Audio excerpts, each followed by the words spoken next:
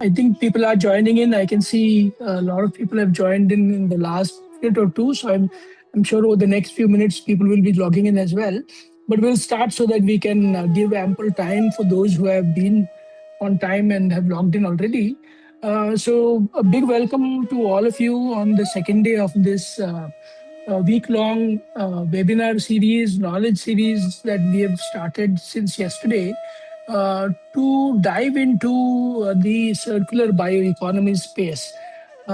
This is a space, as we spoke about yesterday, is something that all of us need to get aware of. And yesterday, as you would have, those of you who were there yesterday would recollect that one of the big things that Dr. Ganesh Kamath in his opening talk on the bioeconomy mentioned was one of the big issues is the lack of awareness, in addition to many other things. So, and this is one attempt to try and work in that space of improving awareness in what's happening, and also try and understand who's doing what and how can we learn from their experiences. I think yesterday was a good beginning because we got a sort of a bird's eye view of what is bioeconomy, and then uh, a talk by Dr. Prasad Modak that really brought many things together, things that are sometimes spoken about but not fully understood. What is bioeconomy? How is it connected to the green economy? How is it connected to the circular economy and so on? And I think both these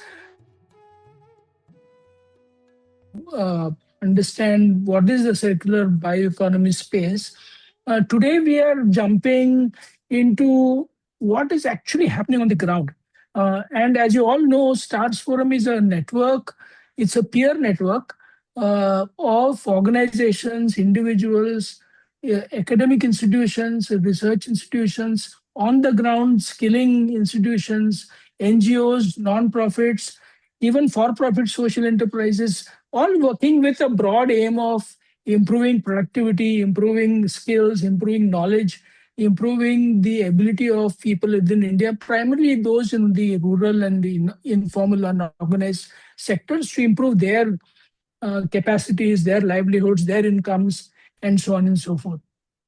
And in the past, we have looked at very relevant topics. And increasingly, we are also now seeing that while there is an issue about climate change and environmental degradation, and many interesting entrepreneurs, innovators that we will be talking today and in the coming few days have started working on it, there's also an equal amount of focus on developing the skilling that is required to work in this space. So it may not be the best of space to be in the sense of the fact that we're dealing with sometimes, but it is also creating an opportunity for people to develop their skills and become useful contributors in the climate change space, the sustainability space, and so on. So, with that intention, we'll start today's session. Today, we have three speakers, three guests who have done some wonderful work, two entrepreneurs who have both focused on what is a problem in most urban areas today, urban waste, which is a big issue in most parts of India today, is a big issue, and both of them have addressed or have been trying to address this aspect since many years in a very dedicated, very focused manner. Two very different ways of addressing this thing. The outcomes are similar in terms of what they're doing to the urban waste, but we are going to look in to understand what does it take to develop products and services that meet the needs of urban India, urban customers who tend to have a slightly less of or maybe a little less concern about what's happening. Sometimes it's not something that they are very familiar with, etc., etc. So a lot of very challenging space, and we are going to be understanding what's going on. So we have the first guest, Ravindra Karnad, who is an IIT graduate from Kanpur, spent many decades in the semiconductor, in the electronic space, working with very large organizations in also some of the most marquee organizations in India, like CDOT and then Texas Instruments and so on. But later on, in around 11 years ago, he turned into a social entrepreneur and has developed or built this organization called Prudent Ecosystems, which is working on addressing the issue of urban wet waste, composting that, and developing a solution that works in large colonies as well as in smaller places, addressing what commercial establishment might need, and so on and so forth. So we are going to start off first with Mr. Ravindra Karnad, who's going to talk about his journey trying to solve this problem. After him, we have Priyadarshan Sahasrabuddhe, who's worked on a very similar thing in an urban context, but generating biogas from the waste that comes out in the urban areas. We're going to speak to him later. And the third speaker today is Dr. Mansi Tripathi, who's going to talk about, she's from the International Water Management Institute, and she, along with International Water Management Institute, along with BIF, have started last year an incubation hub specifically focused on supporting innovators in the space of the bioeconomy. So we are talking to two entrepreneurs, and then we're talking to somebody who's set up incubation hub, and we'll be able to see how these two things can work together. So we'll start off with Mr. Ravindra Karnad's talk about his journey in the urban waste management. Over to you, sir.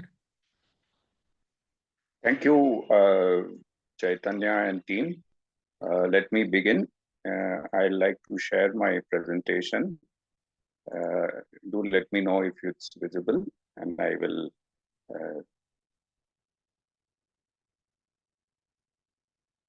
Is it fine? Are you able to see it, or it's coming up? It's coming up now. Yeah.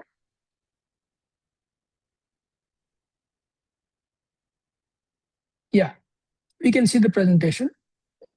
Okay.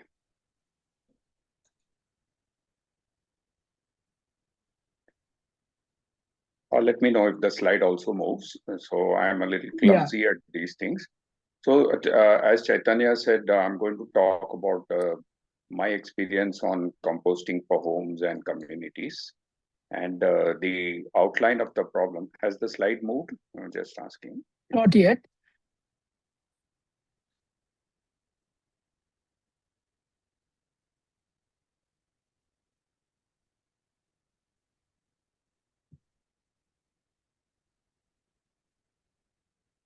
It says your screen sharing is paused. So okay, should I do the sharing?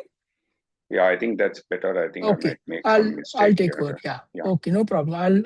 I'll get your screen shared.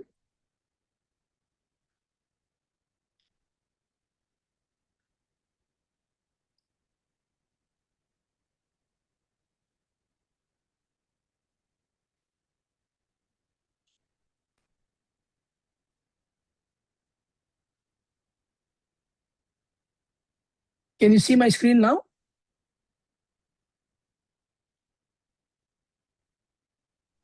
Yeah, we can see. Yes. Yeah, okay. So you can go ahead. Yes. I'll move to the next screen. Let me know when you want me to move. Yeah.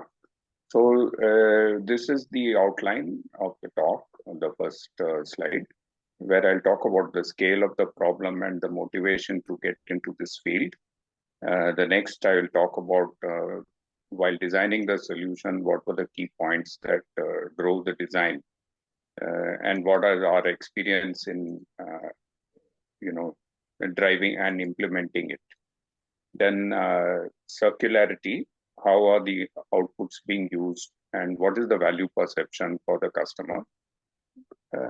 Then the employment potential. And lastly, challenges in building a sustainable business in this sector. So on the next slide, I begin with the first point, that is the scale of the problem and the motivation. So based on our own data also and something published, we find that an urban household generates about 0.8 kg per day of wet waste. This wet waste, not total waste. And Bangalore has a population of 14 million as of today. And just to mention in passing, it has 12 million vehicles. Now, this population has doubled from 7 million in 2007. So you can see the waste generation is very high, and the total waste, I don't know if the figures are correct also, but they say it's like 5,000 tons per day. And because of widespread dumping, I don't think that, this may be accurate also. And I had checked up and I found that waste processing plants, many of them are operating below capacity and some of them are not operating also. And even a new waste to energy plant, it doesn't even get the requirement, the daily requirement, which is just 600 tons or hardly 10% of the waste generation. They don't even get that delivered. I'll talk about the reasons later on. Lastly, this is not a technical problem, and it's this from COVID times onwards. Food delivery and quick service restaurants has made the problem much worse. And Bangalore has reportedly got more than 20% of India's market share in this business. So this only compounds the problem for waste generation. So let's go on to the next point, that is designing the solution. So what were the key things we kept in mind? While I used to do my own composting even before I started my company in 2014. So I had some experience in composting. So the first thing I wanted was that it should be space efficient, because in an urban setup where land and every square foot almost is at a premium, so the space efficiency is should be considered. That is, how many kgs per square meter you can compost. The next point is that it should be modular and scalable, because in many apartments, especially the old ones, either there is no space allocated by the builder for waste management, or if there is some space, it is not sufficient. So if it is modular and scalable, then you can distribute that the thing across the site in the apartment. You can also do implementation in phases, and based on availability of budget, or if an apartment feels that in some place they have right now less number of people, so scalable and modularity was there. Then of course, I think the most important one, and the one where we found the biggest challenge, was hygiene. That is, it should be almost nil odor. People will not tolerate it, even if there is a little bit of smell. And it should be unobtrusive and aesthetic. So these were the first, the requirement from a customer point of view. The next is nil or minimal plastic. That is a condition which we imposed on ourselves, that if we want to be friendly with the environment, then we shouldn't try to have plastic all over, because sooner or later we'll have to deal with it, and it will become a waste in itself. So it is it's a big challenge, because the cost has to be kept low. So we lose the low cost advantage because we have gone in for stainless steel. Like I say in the next point, it should be robust and with minimal maintenance, so that it should be kept out of doors all the time. There should be no special requirement for shelter and so on. So the only choice is to have stainless steel construction. So this was the overall limits or the constraints in our design that we set for ourselves. We can move to the next foil. So let's go to the circularity aspect now. As Chaitanya was saying, there is a bigger picture which actually I don't see always, because I get lost in the day-to-day problem solving, talking to customer and fixing issues there. So, some of these terms itself were new to me, that what is circularity and of the economy and so on. So, but I have been thinking about it a bit, but not too much. So I'll just share a few thoughts which I have. So let's take a community which is generating 100 kg per day of waste. From our experience, the thumb rule estimate is that this 100 kg per day results in about 1000 kg per month of compost. So what does the community do with the compost? Now, it's easy to say that use it in your gardens, but there are no gardens. I mean, there's very little garden areas. Everything is cemented, and so that is a challenge. So some people sell it to their residents. Some of our customers, they sell it to their residents who have balcony gardens or terrace gardens. Some sell it to rural or semi-rural, I mean, just around the Bangalore city farmers. And lastly, we also offer to buy it back. We buy it back so that we process it and make it even better quality, and then we can sell it to some really good customers. Now, the income from the sale of compost, it only partially meets the operational costs of labor and consumables. That's because of a couple of reasons. One is the cost of transportation is very dominant. So transporting it outside the city to growers outside is not feasible. It's too expensive. And the second thing is I didn't mention it here, but the second point, which of course you must be knowing, is that the cost of chemical fertilizers is highly subsidized. So people will try to compare our cost with that of what they get from the government, and you can't compare the two. So for these reasons, circularity is very difficult to manage. I mean, we struggle even now to close the loop, so to say, and sell our compost so that generates enough value. The last is, what is the perceived value? Now, frankly, here I feel that the perceived value, at least for most customers, is very low. Although theoretically they will all agree and say that, yes, we must do these things. But, in your apartment, there'll always be an excuse. We don't have money. We need to spend for the lift. We need to spend for something else. So this is very low on the priority. Although they won't say no, but the priority is very low. And the benefits of, even if you say that this is the benefit of composting for the environment and for the city and so on, it doesn't stack up well with the monetary benefits. Now, the prime reason is, which I'll probably talk about in the next one, is that the takeaway costs are much lower.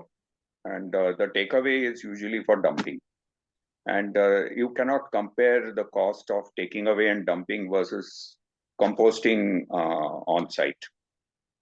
So for this reason, the perceived value by customers is a barrier, and growth of the market is also because it slowed down because of this. We'll go to the next foil. Employment potential.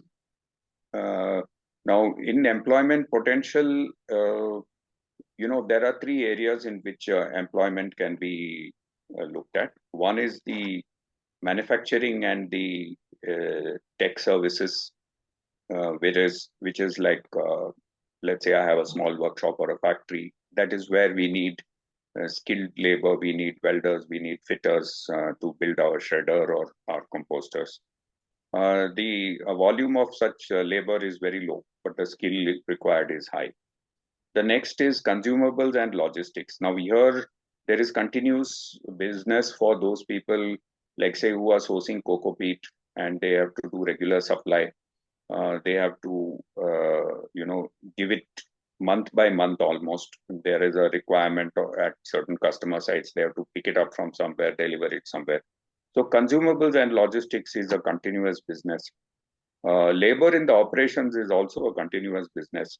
Now, consumables and logistics, more or less, it's a trading business, and we use porter to deliver the things. Now, labor in operations actually seems very attractive as long as you can manage a labor force. There are good organizations in Bangalore which do manage only labor. like you may have heard of Hasrudala and all those people. So they do a good job. So these people can, do the daily processing of waste, and it is the highest opportunity in all these three areas of employment. But it's also most difficult to retain because they like to, the labor likes to change. They would have come from another state. Usually, it's migrant labor, so it's difficult to retain them because they would want to try other types of jobs, like delivery boys being the first preference. There's always something very attractive to them for being a Swiggy or a Zomato delivery boy, or if nothing, security guards. So these are the areas of employment, and I feel the volume of employment is very high in the labor in the operations. So we can go to the next slide. So here, if you look at challenges, I would say the single biggest challenge for us is the enforcement of the law, not creating a law. There is rules which are existing. I'm sure it's there in Maharashtra and in other places also, just like it's there in Bangalore. The rules exist right from the time before I started my company also. And they've been revised and notified again and again. But unfortunately, there is no enforcement. So there's no instance of any apartment being penalized for any violation of any kind. Now, because of this, and because of, we talked about the value perception by the customers.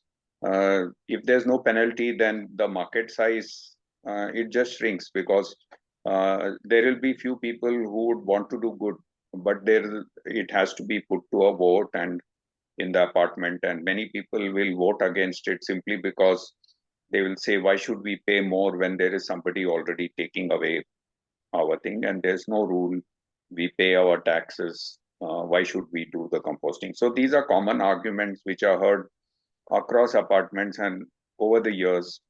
And even recently in Bangalore, there was a notification that the BBMP, that is the municipal corporation, would charge a hefty amount for those who don't do on-site composting. But very soon there was a body of representation from the commercial establishments like restaurants and all, who went and appealed, and so this rule is kept in abeyance right now. So we are once again back to the point where there is no enforcement of the law. So the parallel options of takeaway, it remains a single biggest challenge, and this is what breaks the closed economy loop. And hence only a few people are willing to take on-site composting. And this is true for the communities, and in some sense for the individual homes also, because both have to make a similar decision. So I have completed my presentation. So if there are questions, and if you have time for questions, I can take them now, or you can also write to me later and yeah, definitely. I think this we should probably try and show some of the composters. I just remembered that maybe we should show the kind of composters you have built, and there is the design that goes behind creating such a thing. Are you able to see my slide? I'm able to see it. Yeah. So it's a very interesting. I think we'll come to the challenges. They're very difficult challenges, but very interesting. Part of the work was in the actual design of the composter itself. It's obviously actually much better looking than most. And so there is an aesthetic element to the design. You also mentioned that uh, you avoided the use of any plastic in the composter itself, design itself, and almost all of it is stainless steel, if I'm not wrong. Could you tell us a little bit, maybe a little bit, just about a minute or so, about the science that you have applied in this in the composting, the design of the unit.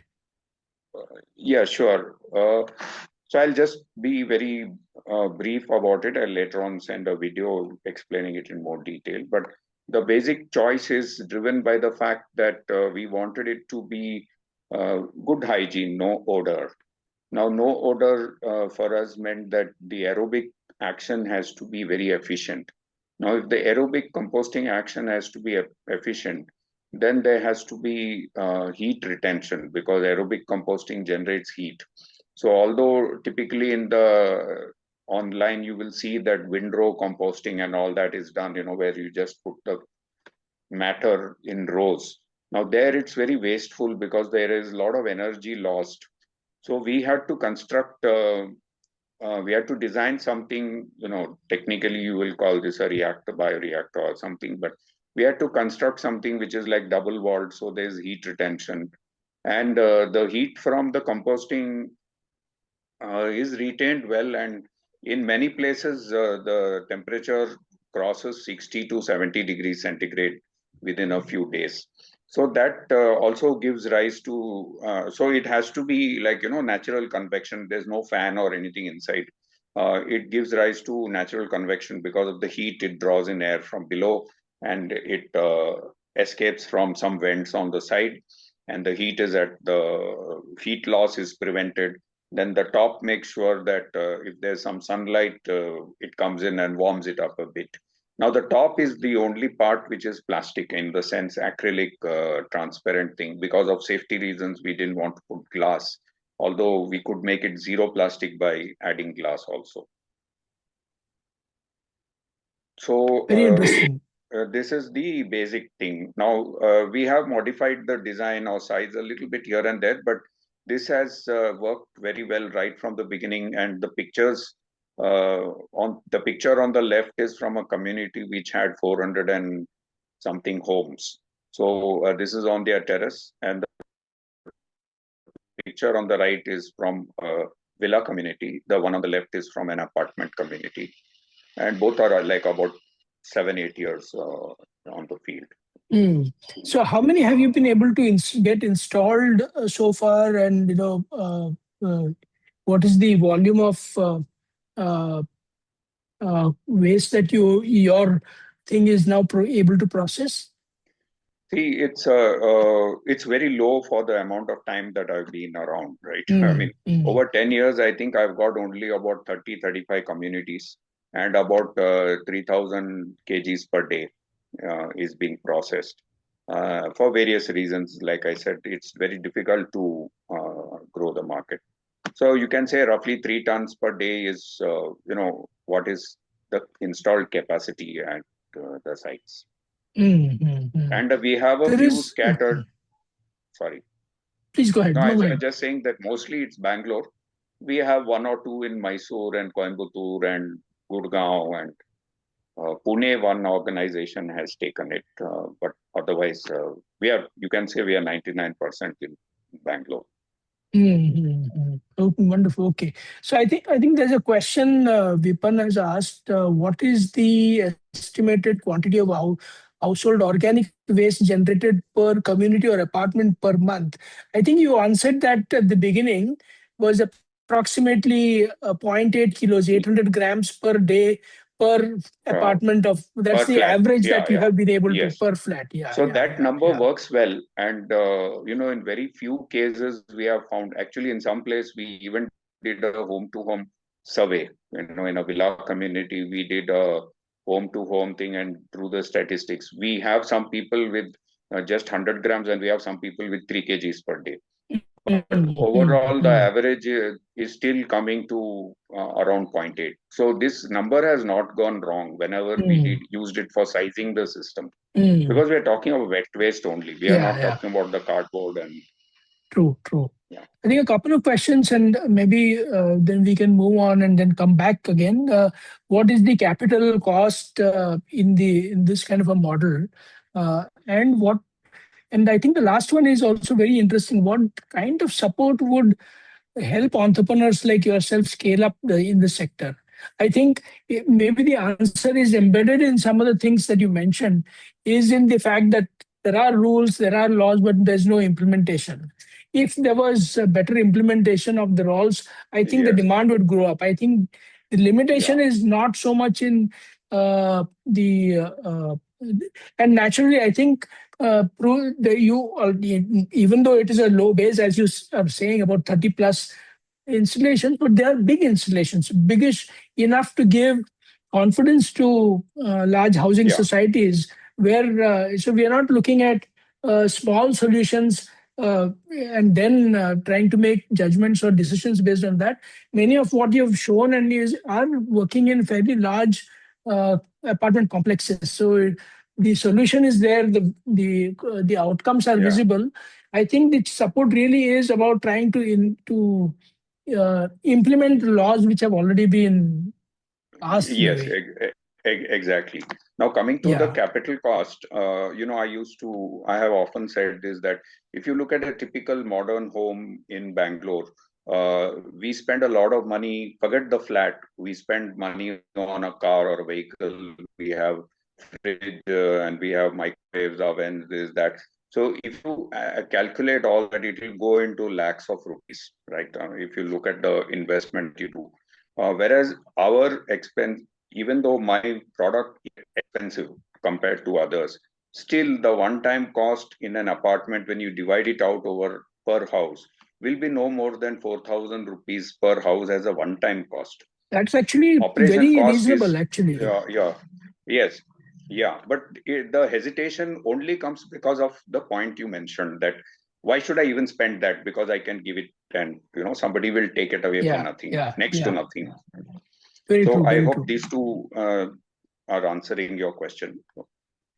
Very true. I think this is a good sort of understanding of how difficult the space is, and it is not the science or the technology or anything else, but it is really overcoming some basic mindsets and the basic understanding of why we need to be doing this. And I Yeah, think overall, hopefully, as time progresses, awareness will be much better. And I think good thing is that you and many other entrepreneurs have already got the solution ready. So it's not the solution that is waiting. It is really the market that should be developed and that should open up. And if the market opens up, the demand opens up, naturally the entire space becomes commercially viable. There's more employment opportunity, as you mentioned. And given the kind of designs that are used, it requires good skilled manpower. It's not just any yeah. manpower, but good skilled manpower. And the circularity can also be established in connecting the dots. I think this is admirable work that you've done over the last 10, 11 years. And I'm hoping that, over time, things will get better for everyone. Thank you, So thanks a Chaitanya. lot. Please, yeah, yeah, please. Please Just go ahead. one closing remark is that, Yeah, like you said, what can help your business grow? Now, what we as a collective of different manufacturers who make composters, we find that, we are not competing against each other. We are just competing against those who dump. So right. we have a common competitor who Yeah, just takes it and dumps it. So yeah, we don't even get a chance to compete with each other. So we yeah. often talk on the forum. So this is what the Totally situation understand. here. Absolutely. Yeah, Yeah. yeah. Very So right. thank Very you right. for the opportunity to speak. If there are questions, you can email me and I'll answer them Yeah, individually also. I'll be most happy. I could see some things popping absolutely. up, but I think we are running out of time. So please send them to me over email. I'll answer them. I will. Yeah. We'll do that. We'll do that. We'll do that. Thank Thank you you. so much. And in fact, actually, the next speaker is already here. Yeah. So I would, welcome Priyadarshan Sahasrabuddhe, another very gusty entrepreneur, I would say. Again, working in a very challenging space in the urban sector. So Priyadarshan, welcome onto the show in the series that we are having today. Wonderful to have you. Uh, uh, Quick introduction about Priyadarshan. He's another IIT graduate. So we have two IIT graduates working on some very, very difficult problems. and a very double degree in mechanical engineering. But something that he attended, which was the Nirman program of Dr. Rani and Dr. Bang's, this thing actually helped him sort of figure out what he wants to do, which eventually led to the creation of Chakradhar Lifestyle Solutions. This team has been working together for the last 7 odd years, led by Priyadarshan, and they have worked they've come up with about three different solutions. To one is wet waste, food waste, converting that into biogas, sorry. Then the second one is human waste and converting that into biogas. They've got a lot of installations in commercial installations, 300 plus, 350 plus installations of their products, which is quite admirable. Interestingly, they've also got a cafe in Pune, Cafe Climate, which is entirely run on the biogas that is generated. Interestingly, since 2019, even Priyadarshan's own home has never used LPG. That's fantastic. I mean, it's like eating your own dog food, as they say. So Priyadarshan, you've actually shown that you can run an entire home on biogas. Challenges are going to be there, no doubt. This is not an easy space to work in. So thank you so much for agreeing to share uh, your journey in addressing urban waste and trying to come up with solutions. Over to you. Yes, thank you. Need to Thank give you him, for the introduction. Yeah. And good evening to everybody. Good evening, Joginder, Mahesh, Utkarsha, Ranjit,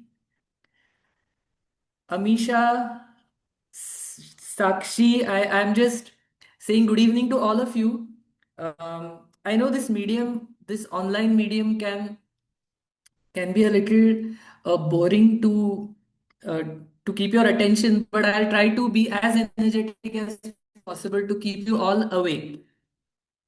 Let me just begin with what we do, because sometimes I keep talking, and then by the end I have realized I haven't even explained what I do.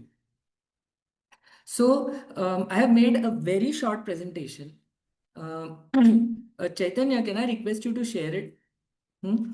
And also, I would like to thank Ravindra for the earlier presentation, because I believe he has explained the boundary of the problem, the boundary in which we are trying to solve this problem, the boundary of the commercials, the boundary of the psychology, the boundary of implementation of law. The same holds for me also. The same boundary in which I am trying to solve this problem. So I'll quickly tell about what I do, and then I'll really get into the why of it. So we are known as Vaayu Biogas, and the theme around which we are solving is our generation, you and I. And when I say generation, I believe it's if you and I are alive at the same time, we belong to the same generation.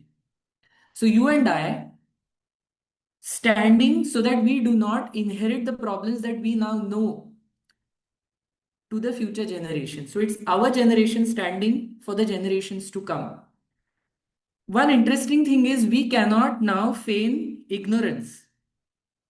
We cannot say, oh, we did not know these problems. We very well know these problems now. And therefore, I believe it's a generational calling. It's something that everything side, and we got to solve these big problems. That's the scale, that's the level at which I look at the problem of climate, the problem of environment and fossil energy. So Vayu is essentially a energy generation method which will last for the generations to come. So there's a pun on that. It's an energy generation method also, but it's you and I standing for the generations to come so that we do not inherit these problems to the next generation. Next. So we make next. Uh, okay. So I've already explained the purpose, but I also want to tell you one nice fun fact.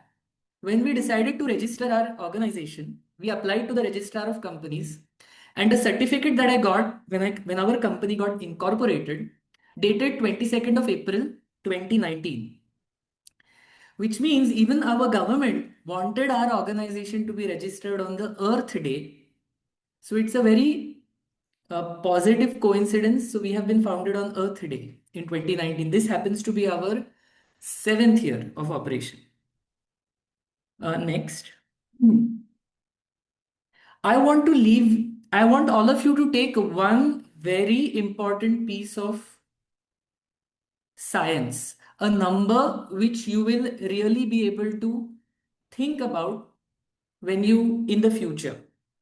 When we cook at home, we are a family of 4, 5, average. Some families are bigger, some families are smaller. On an average, we need about 1 cylinder per month of cooking gas. If we wanted to generate an equivalent amount of energy from waste, here is how it would look. About 10 kg of raw waste, which is fruit peels, vegetable cuttings, if we convert into energy every day for 1 month, it will be equivalent to 1 cylinder. Having said that, if you have the waste in the form of wheat flour or sugar in the form of waste, for example, there is a flour mill near your house, and whatever flour which gets wasted on the floor, so that you will need only 1 kg. Why I am keeping this number in front of you? Because waste is actually food, is not a standard entity. The energy value of the waste is just like when we want to control our weight, we look at the calories that we are eating. Similarly, the potential of your waste to generate energy also depends on the calorie content of the waste in that food. So like Ravindra sir explained, if you are making 1 kg of 0.8 kg, that was, let's assume 1 kg of waste per home. Okay. And that waste will be somewhere calorie wise in between these two.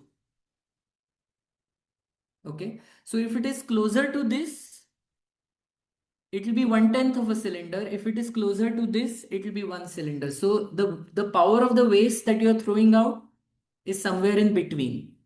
Anywhere between 0.1 cylinder to 1 cylinder per month. So that's the amount of energy we are actually throwing out. Plus, we are creating a huge problem, which is transported away from our city somewhere out. So we transport the problem geographically, and we transport it in time for our next generation to solve. So this is what we are doing when we don't manage our own waste. I'd like to pause here, and if people have any questions about it, I'd like to take it right away.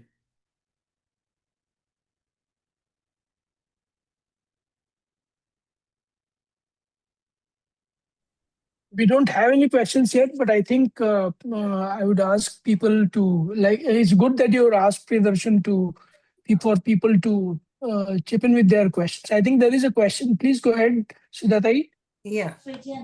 So my question is, this 10 kgs of waste, it's immediately processed, or it has to be again done something and then used for the cylinder? I mean, what is the process in between? Is something you're coming to, or? Yeah. So essentially, you have to put your waste into the biogas system as is, and it's once the system starts to function, which takes about 45 days from the date of installation, between a month to a month and a half, it will reach its design capacity, and it's a 24-hour cycle. So every day you put in waste, and every day you will get gas. Okay. Okay. So if there's less raw material on a certain day, how does it affect? You get less amount of gas. Okay, it doesn't get spoiled or anything. Yeah, and primarily it's a waste management solution. Okay. Okay, so the primary objective is to manage waste. Right. Okay. Yes. There is, I think, a Answer to Keval's question. question is yes, it can. Like I cook entirely on Okay. waste, and however, my own waste is not sufficient for me to go LPG free. I get waste from my neighborhood. Okay. There was a question by Sudha. Sudha, would you like to Yeah, speak? I think Sudhata, she asked it. So Yeah, I got my answer. Thank Okay, you. okay. Thank Fine, you. fine. Got it. Okay. Yeah, next. What about non-vegetarian waste? So, sorry, I lost that question. What about non-vegetarian waste? So, I'll give you the science. Any biomass in principle can go in. So, but however, if you are referring to bones, when you mean by non-veg, a bone is not energy. A bone is a calcium compound. It's not a carbohydrate in form. So the bone will not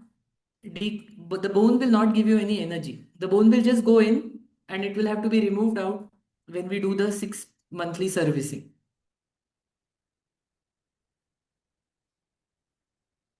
How much waste is needed to generate an LPG for a house of 4? So if you're using average, say on an average 1 cylinder per month, and if you have a supply of raw waste, then you will need 10 kg per day.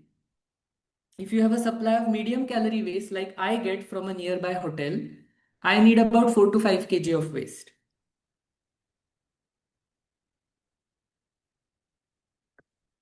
What is the cost of the biogas plant for a household? I'll come to the cost. Can it be used in RWA for community? Yes, it can be. We have installed in housing societies. We set up the plants on the terrace and the gas is piped to some of the people who choose to use the gas. So we have set it up in housing societies also. That is RWS. Okay, I think the questions are covered. yeah. Should we move ahead? Yes, we'll go to the next slide. Okay. Yeah. So this is how the biogas system looks. On the left is a small module system for one home. So these people install just to manage their own waste. The core again objective being my waste will get managed in this. When you manage your own waste, the energy output that you get is between 10 to 20% of your cooking gas requirement. So it will not make you LPG free, but it will definitely reduce some of the LPG consumption. Then we have the big module system. The big module system can make one family LPG free. Okay. But like in this case, there is some social engineering and work and which is really exciting to do. I'll tell you one more reason why I would encourage all of you to do this is because when we speak of the problem of climate change, the core reason for climate change is our consumption of fossil energy in the form of cooking gas, in the form of petrol, diesel, and in the form of the electricity that we use, which primarily comes from coal-driven plants. Now, as common people, you and I sometimes feel very helpless because we don't know how to hit the root of the problem, which is actually our fossil energy consumption. Now, with a biogas system, you enter the zone of action where you start to make your own energy. And around action, a large form of your psychology starts to change. So if any of you ever gets burdened by the fact that we feel helpless, what can I do? This will act as an antidote for that negativity. Yeah, so this is the big biogas. I'll explain how you can get LPG free from this. So I collaboratively work with the people who collect waste in my neighborhood. And the lady supplies waste to me. Between 4 to 5, I need about 4 to 5 kg per day, the kind of waste that she supplies to me. And for supplying that waste, she just gives me a little dabba full of waste, which she's anyways collecting from the neighborhood. She earns 300 rupees per month for that waste. So in some sense, we are creating value for the waste, which is directly received by the person who is working in that waste. And then we have the multi-module systems for institutions, companies who have canteens, for housing societies. These are multiple modules which are placed. Quite similar to Ravindra sir's systems. So they are modular in nature. And based on how much waste is there, we decide the number of modules. So now the system that you see here is in a canteen in Pune University. It manages the waste of that canteen. Next. The Himalayas, the question is right by can it? So the system does not operate in low temperatures.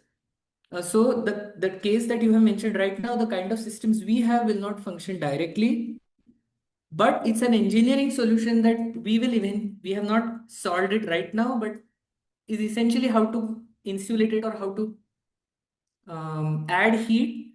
This is a feature we do not have in our system right now, but it is something that can be solved in principle, but right now I don't have the solved problem. So we have about 200 people who are using Vaayu in their house, in a flat, in a balcony, in a bungalow. Then we have about nine housing societies where we have set up. We have 20 food businesses like restaurants or resorts. Many company canteens. Actually, this is not 5+, this is more than 20+. That's a mistake. Some government institutions, some educational institutions. So we have a lot of installations and we have some amazing customers. And like Ravindra sir was mentioning, how do we actually navigate to find a paying buyer? Okay, it's not always about affordability. It's about building a psychology to pay even those 4,000 rupees, for example, which is one time. So I believe as a climate entrepreneur, we have to ride on the modern media, the modern social media, to create the psychology which will encourage the person to take a buy decision, to create the positivity around taking a buy decision. This is one of the tools that we have. Needless to say, many others were mentioned by Ravindra sir, like implementation of the law, etc. Interestingly, I must share this positive happening in Pune city right now. Currently, we have a very dynamic officer who is in the Pune Municipal Corporation. And she is really taking the initiative to set these implementation of policy in place. So currently we are, but I do know that I mean, till the positive officer is there, matters will go ahead, then the officer will get transferred and so on. But yeah, sometimes you get these positive windows and we have to benefit when such windows are opened up. Yeah, so I think this was my last slide. So this essentially explains to you the what of it. Okay. Yeah. I'll again pause here if there are any more questions. I think there are a couple of questions around types of problems users may face during operations, and what is the kind of income generation possible. I think part of it you've answered in terms of the lady who, at least in your specific case, for those who are collecting wet waste from neighborhoods and giving it to you, they're earning an extra 300 per month for it's about for a minor sort of a work. I mean, the load is not very big in your specific case, but it might vary in terms of the volume of in other places, I guess. Yes, so I'll explain. So this was one case where the lady is simply supplying waste to me. Okay. Otherwise, she would have got 0 rupees for it. She would have dragged it much ahead in her hand operated cart and placed it at a collection point where the corporation vehicle would have taken it to the dumping site. Okay. So this is definitely an additional income. Having said that, there are institutions, like there is a divisional commissioner office. It's a government office of the divisional commissioner of the division, Pune division. In their canteen, they operate the biogas plant. Now they get paid. We have put up flow meters there, and the canteen uses the gas. Now the gas is measured with the flow meter, and the person who operates the biogas plant is given the remuneration, the value of the gas that gets used. And when that happens, now this is a 10 module system which we have set up. There are 10 modules, so which essentially can manage 100 kg of raw waste, if it is raw waste, or 40 kg of medium calorie waste. So through that, that person earns about 8,000 rupees per month. So essentially, that person is become a climate friendly energy supplier. So by changing this role of that person, they can earn the value of the energy that gets supplied. This is a huge possibility that exists in the field of biogas. About fire hazards. So okay, this is a very this is a tough question. So how is the potential of fire hazard measured? So it is measured in the pressure at which you store the flammable gas. So if you're storing flammable gas at a higher pressure, the pressure hazard is more. For example, LPG cylinder, we are storing at about 16 to 18 bar. However, our biogas is stored at atmospheric pressure. So even the law which applies to the Pressure Vessel Act, wherein you are storing gas at pressure, applies at 1 bar gauge pressure. That means 2 bar absolute pressure. So we are under the compliance. I call these under the radar technologies. So they are under the radar of compliance for their sheer simplicity. And I'll give you another example of an under the radar technology. It's like driving in the city on a cycle. So when you're cycling on the city, you can proudly go beside a policeman because you're not worried he'll catch me, license hai kya, PUC hai kya, insurance hai kya. They have nothing to catch you for. So these are the under the radar simple technologies. So since there is, we are storing at a very, very near atmospheric pressure, they are fundamentally towards safe. Having said that, it's an inflammable gas, so it will definitely burn, just like LPG. How does this model is different? So basically, the gobar gas system is made for gobar. This is made for food waste. So because the input is different in two ways. One, in calorific value, the input is different. Food is a higher calorific value input than gobar. Plus, in the case of gobar, you need to add a lot of water so that you can actually feed the gobar to the system. So in the case of food waste, you don't need to do that also. So these are the two primary use case differences. Yes, the low pressure increases the space needed to store it. Yes, that is right. So for example, I need about 1,000 liter of gas, which is like a 1,000 liter balloon. Okay, so you can put it on the terrace or in a space where you can put a 1,000 liter balloon. So that is correct. We need much more volume to store that much amount of gas because it is at low pressure. Shaukat is asking about the cost of a small module system and can it be done in Kashmir? I think the second part, which I think Joginderji also asked, I think the answer probably applies the same, is in terms of finding ways to generate the heat, particularly in the colder temperatures of Kashmir. Yes. But what about the costing part? Yeah. Yes, our small system is priced at 45,000 rupees plus transport and installation. That's the current cost of our home system. Wonderful. Burning LPG generates hazardous effluents, nitrogen oxide, carbon oxide, benzene, etc. How is the biogas burning any different? So biogas has two elements. I mean, primarily the burning gas is methane, which is about 60% by volume, 55 to 60%. 40% by volume is CO2. And in trace amounts, about 1,000 ppm to 2,000 ppm is H2S and a little bit of ammonia. So these trace amounts of gases, which is H2S and ammonia, are burning and creating the necessary sulfates, but that is in very low amounts. So maybe NO2 also to some extent, but it is in very low amounts. That only biodegradable waste go inside. If some parts are non-biodegradable waste inside, is there any risk? Okay. So I'll first answer your question. There is in principle no risk if any non-biodegradable parts go in. Okay. So it will not particularly affect the biology of the system. However, depending on what non-biodegradable waste is going, it can cause some other issues, like it will block the passages where from the slurry is flowing, and these kind of issues can come up.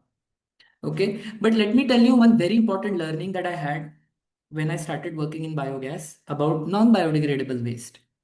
So what happened in our system, every 4 to 6 months, we remove the undigested material out.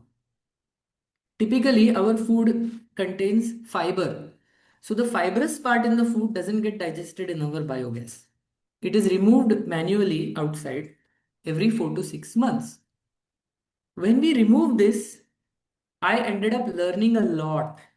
And one very important learning was all the plastic, of course, came out. But the plastic wrappers, which were shiny bright, they hadn't lost even an iota of their shine. They came out shining bright. And that was a huge learning for me that this material that we have created, plastic, it is amazingly useful to us. But nature has absolutely no capacity to degrade it. That was a huge learning for me when I started working in this. And which further, no matter how shiny and bright it looks, and no matter how convenient it may be, we really got to find alternatives because nature has no response to this plastic. Oh, wonderful.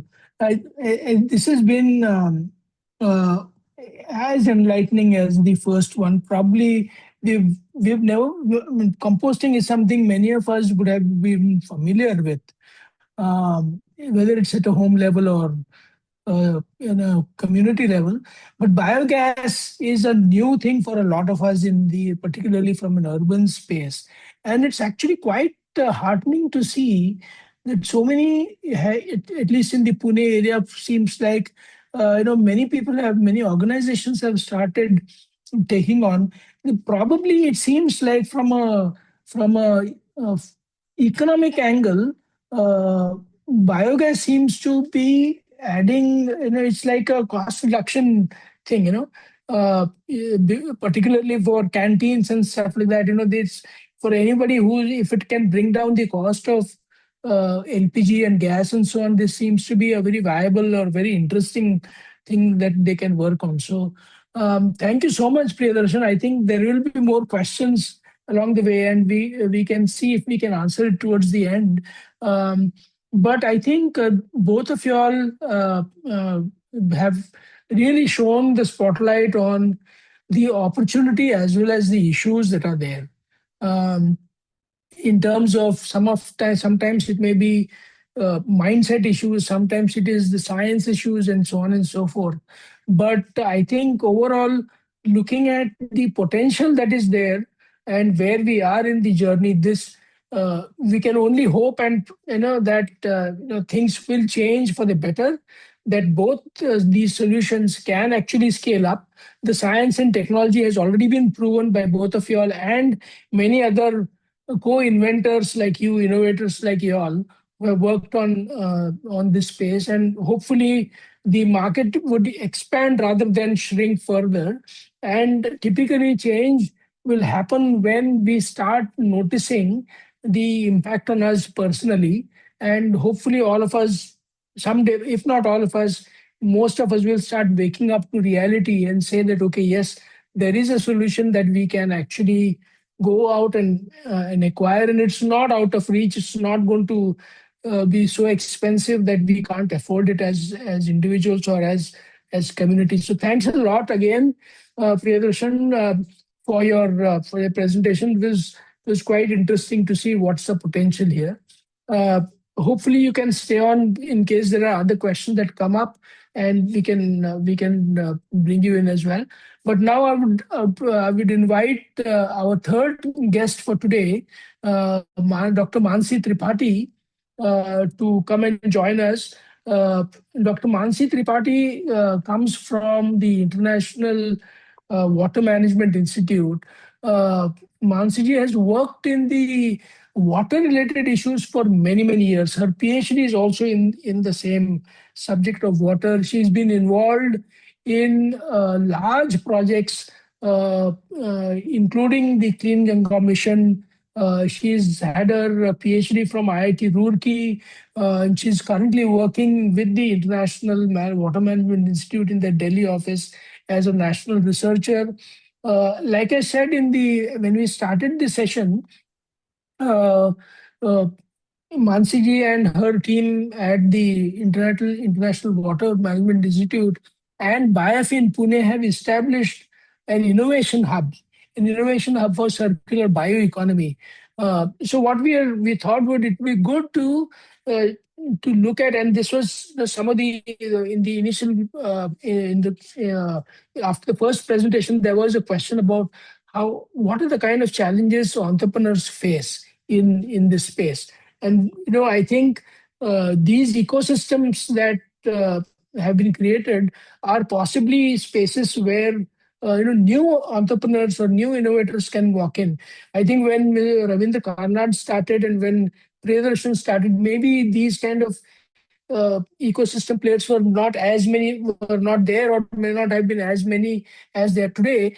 But I think it is important that we understand what is happening now, so that future innovators or today's innovators can take the benefit. In fact, actually, just a few days ago, there was uh, uh, uh, uh, an event in BIAF where the team from Mansi ji's organization was also there, and the winners were actually students from Hyderabad working on water. So I think it's very interesting to see that already there is some initial momentum acquired. So over to you, Mansi ji, for your talk on the circular Bioeconomy Innovation Hub. I'll stop this presentation.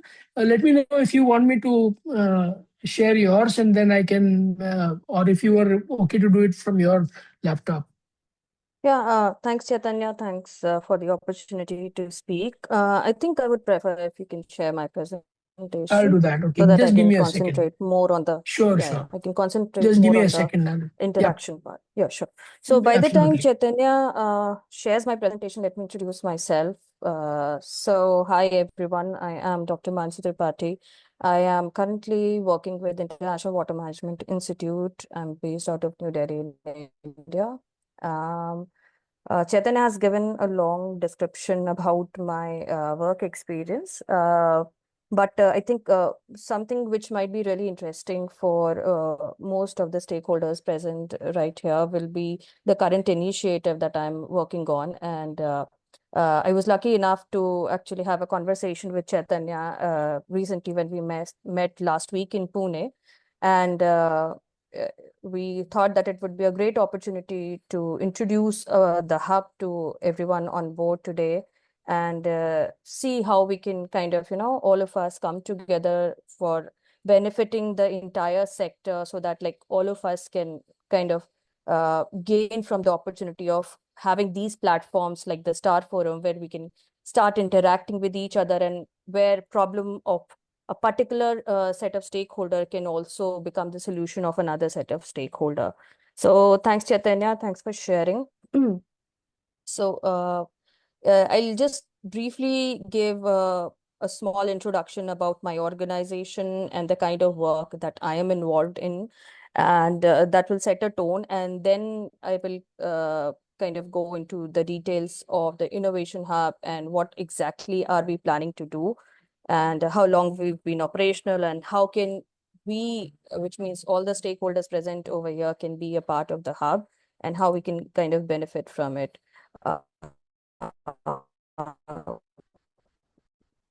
Can I move to the Yeah. next slide, Chetan, please? Yeah, thank you. So International Water Management Institute is basically a part of the CGIR, and CGIR is global. It is the world's largest conglomeration of agriculture research organizations. We basically work in the global south. And CGIR is a kind of our mothership, and it primarily deals with the different aspects of agriculture. And within CGIR, we have 15 daughter organizations, each one specializing in one aspect of agriculture. So we have organizations which are kind of specializing in rice research, ones which are specializing in potato and tuber research. We are the ones that are specializing in water and wastewater related research. So, and circular economy. So because we started working in wastewater, hence water and soil and land, all of this are interconnected aspects. So hence this entire concept of circular bioeconomy, it kind of became something that we became really passionate about. And then we started working, and my team, which is currently, my team is currently working in, based in India and Sri Lanka and Ghana, Kenya. And some of us are also working in Colombia and Vietnam. So these are the countries where we have explored working as of now. And so kind of, it's really exciting for me to see how there are so many things that we've been working in India for so long. For example, biogas is not a new concept in India, but for countries like these in global south, biogas still is something very new to them. And the knowledge exchange that happens on the other way around, which means recently we had a conversation with our team in Ghana, which are in a way ahead of India in black soldier fly related solutions. So we had a knowledge exchange from there. So these to and fro kind of exchanges also helps entrepreneurs in India and in other global south countries to kind of have these knowledge exchanges and these technical exchanges with each other, so that as a whole, the community, the entire sustainability and circular bioeconomy community grows as a whole. So that is one of our primary objectives behind the establishment of the Circular Bioeconomy Innovation Hub. And I am the one who's leading the hub in India. We have established a similar hub in Ghana and Kenya. We're also working in Vietnam. We have a hub in Vietnam, which is working in collaboration with UNDP over there. And as I walk you through the presentation, I will let you know what exactly we've been doing so far and how can we go ahead together and how we can gain from it. Next slide, Chaitanya. Yeah, okay. So as an EMI, which is my organization, which is a part of CGIR as a whole, currently we are stationed in 16 countries, and we are working in projects around 55 different countries in global south specifically. Not all of these projects are in circular bioeconomy, but a major chunk of the projects are focused in circular bioeconomy and wastewater related issues. So a lot of our work kind of concentrates on water and land resources, exchange of knowledge and technical information, capacity building, dialogues and policy analysis. We have in-house economists who actually, in fact, my boss herself is a policy specialist. So a lot of the policy loopholes that are existing in this particular domain in India and in other global south nations is one of the core works that we do. And hence this platform where all of the stakeholders can come together and kind of have discuss and put forward their issues, put forward their the loopholes that they are facing with the system. It kind of brings together all the issues that everyone is facing, and it creates a force of nature where we can kind of not have sustainability as something which is just something that we are doing. It's not no more just a business for us. It is more than that. It is probably a way of life. Like unlike other kind of businesses, anyone who gets steps in the sustainability field is actually a person who is passionate about this entire sector. So to create this force of nature, we have developed this innovation hub. Chaitanya, next slide. Can I have the next slide? Yeah. So the primary objective of this hub is to kind of support the support the transition from the traditional linear economy to a circular economy, where the waste of different, the organic waste, especially the bioeconomy. Circular economy in itself is a much bigger sector, but the circular bioeconomy is a smaller subset of this bigger sector. And our primary focus is to kind of see that the industrial waste, the municipal waste, agricultural waste, food waste, and wastewater, all these find the resources from these different kinds of organic waste can find re-entry into the system where they can be utilized as a resource and not be taken only in the form of a burden. So there are different ways like nutrient and energy recovery, reclaiming water. So these different kind of solutions which can be for which the raw material can itself be extracted from the different kind of waste, and they can become so that the optimal utilization of the waste can be done. That is the primary objective that circular bioeconomy as a concept claims. And that is exactly what we want to do, and create a mindset shift and create a wave in which circular bioeconomy and sustainability in itself, it is a way of life. It is not just what we do, it is who we are. So that is the entire idea that we have, and that is the idea that we want to promote. Chaitanya, next. Yeah. So in general, the particular drivers, because we are primarily a research for development organization, so we kind of concentrate on the research part of it and how we can optimize the processes, how we can even lead to the study about the policies and the policy gaps. So the research in that aspect is also something that we do. So from our work, the kind of drivers which kind of have seen to impact the global south in terms, specifically the global south in terms of the driving factors for circular economy, have been the competition of resources, especially in the urban and the peri-urban areas. The competition of resources is like it's very high, and the resource diversification, nutrient recovery, and reduce climate change impact. The economic aspects of it are also the business models that we try to generate out of any waste that has been recovered, and how the recovered waste is going back into the system, and how profitable is the business. Because one thing that previously when I met Chaitanya, we were discussing that one reason why several businesses potentially find it difficult to make profit in this particular domain is that because they are people who are passionate about sustainability, so they start visualizing their business with a sustainability, or maybe they start projecting their business with a sustainability angle first and business later. And that is why many of them actually face the issues of translating from seed grants to bigger investments.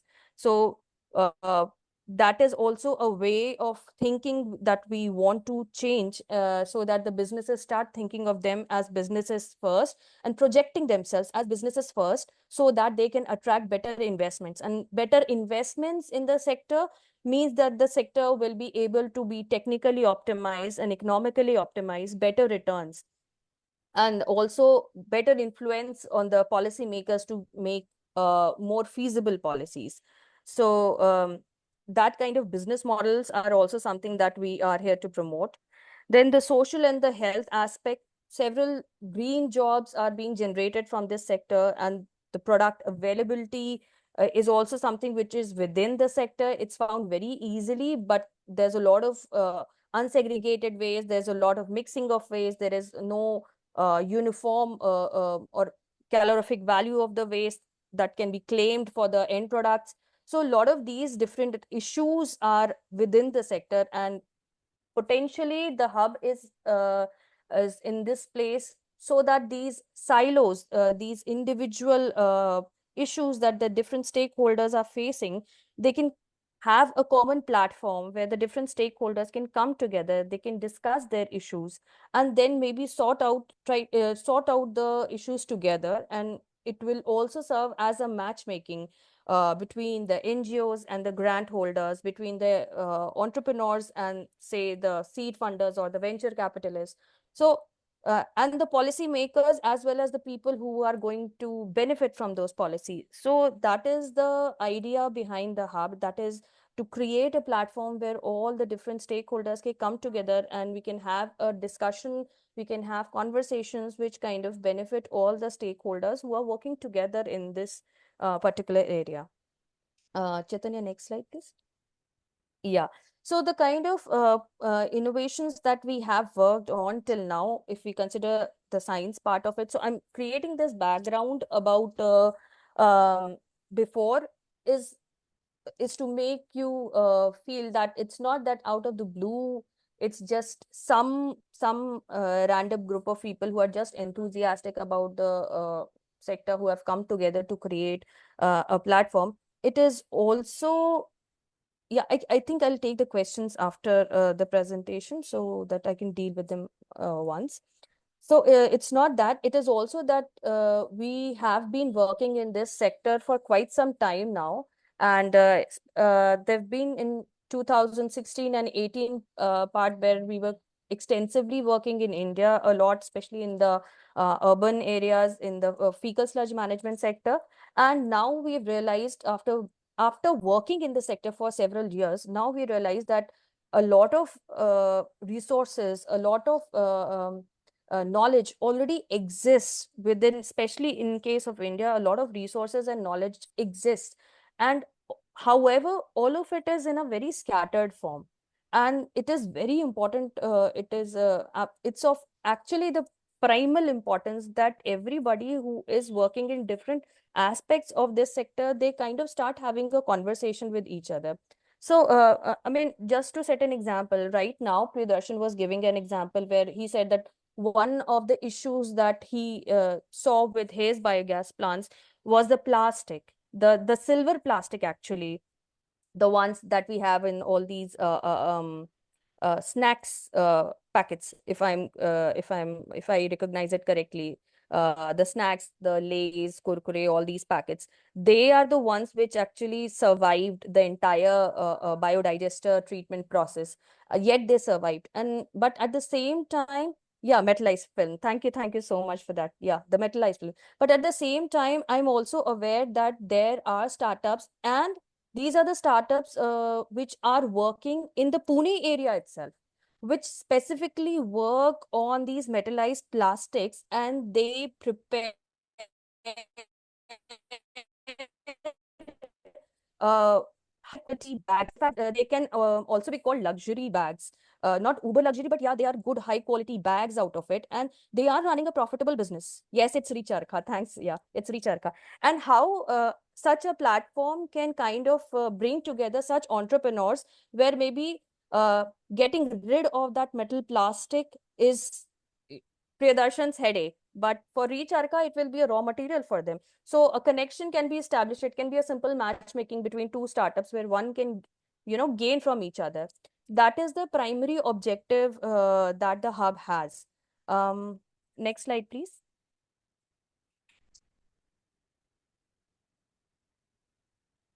Yeah. So again, multi-stakeholder. So this entire platform in itself is a multi-stakeholder platform. So when we started conceptualizing this hub, then we saw that India has in itself several innovation hubs. However, circular bioeconomy in itself was not something which was like, there was no single platform in India which kind of concentrated exclusively on this particular sector. So we kind of thought to bring together diverse perspectives, experiences, innovations in terms of not just the technology, but also the business models.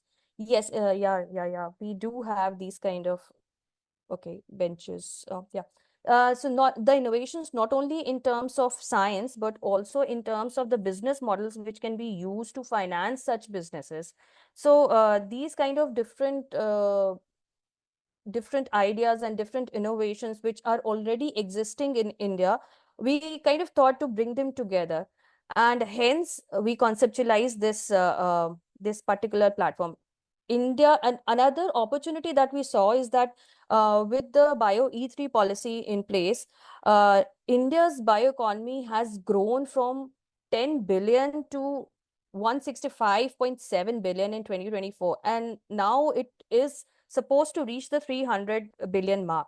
However, within the bioeconomy domain, circularity is an aspect which has not been, chalked out in detail, which means that if we do not tackle this in the beginning, in the initial stages, then the bioeconomy sector in itself might grow. However, the waste that will be generated from the bioeconomy sector, if it is not recirculated since the beginning, then it might become a hassle towards the end. I mean, it's just like India is also transitioning towards more renewable resources, and also towards solar, towards towards solar energy. However, the e-waste that will be generated, if it is not taken care from the beginning, then it will become a hassle in future. So same exists for bioeconomy sector in itself. If so much investment is coming, so much interest is coming in the bioeconomy sector, if the circularity aspect of it is not tackled from the beginning, it is bound to become a hassle once we start growing on it exponentially. So hence this platform, from the beginning we wanted to be a part of the conversation and try to pinpoint that the policy in itself lacks this particular aspect, where circularity has not been taken care of from the beginning. I think that was a very good point that came up in the stakeholder meeting, that Yes. problems of today, sorry, solutions of today should not become problems of tomorrow. I think that's what you're talking about. Yeah, very Yes, true. yes, Yeah. yes, exactly. Next slide, please, Chaitanya. Yeah, 1 second. Is this Yeah. the one? Yeah, sure. Yeah, okay. So again, we have similar experiences in other countries in global south also, because again, all these countries which are kind of trying to make their way into the field of sustainability, they have started formulating policies. And because I have been fortunate enough to have to have my team working in Ghana and Kenya, where it is comparatively easier to influence policies. So I have seen that problem, and how they were eventually, how it was, in a way you can consider in terms of comparison with India, uh, the scale at which they operate, it is like a pilot scale for us. However, seeing them operate and the way they made step-by-step progress, and the way they were able to eventually communicate with their government, also gives us an idea that yes, it is possible. But yes, of course, it is more difficult in case of India, but it gives us a blueprint which we can scale up in India, where we can create this kind of setup, and then eventually the voices of the platform will be the voices of the co-owners, the partners, and the collaborators who are on the platform. And then as a collective, the voice will be able to have some influence on the policies. So this was a model that we started in Ghana initially, and right now the innovation hub in Ghana is running successfully, and they have been able to have several stakeholders on board. And recently they also were able to draft a policy with their environmental ministry, which is actually a success case. And it kind of verifies it even further, that when the collective voices in the sector come together, the policymakers eventually do listen, and attraction towards the issues is what will happen, and it will create a movement. So in India, learning from the example of Ghana, we thought that India could be a very good case where we do have a lot of potential. We have a lot of in-house potential in so many things, but to just optimally utilize this potential, and also streamline our actions and align our ways of thinking, and also the increased interest of the government in this particular sector is adding to it. So like this can be seen by the new mission Life, where livelihood is something in which we are concentrating, and by involving the circular, by creating attraction in the circular bioeconomy domain as a whole, not only in the peri-urban and in the rural area, also in the rural areas, it also leads to creation of many green jobs. Like that is also one additional you can say it can be an additional benefit of this entire sector, because many people who are kind of involved in the waste collection and segregation works are primarily, they are unorganized labor. And sometimes in the rural sector, they might be the farmers, but in the urban and in the peri-urban areas, they are absolutely unorganized laborers. And if this is able to create green jobs for them, if this is able to create additional livelihood income for them, if this is able to diversify their sources of income, then that will be an added benefit, and it will also help us align with some existing government policies and government initiatives which are not directly linked to this domain, but it can be the secondary benefits that we can obtain by coming together on in this hub.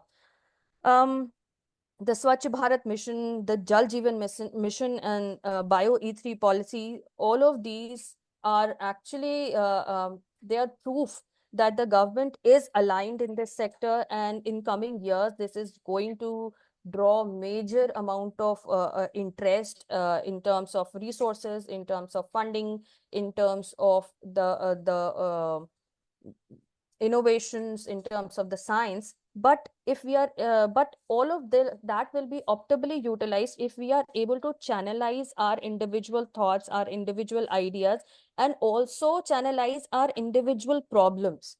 Because even when the problems are channelized together, only then we will be able to achieve a solution which is suitable for all, and which kind of eases the business in this particular sector. Next slide, Chaitanya. Next. Next. Sorry, yeah. Okay, so now when I've created a background, let me just quickly run through the entire approach. So the Innovation Hub was primarily launched on 14th of December 2023. And down the line, we have had 2-3 different stakeholder conversations where so it was IWMI along with BIF who have launched this stakeholder platform. Right now, we have our initial website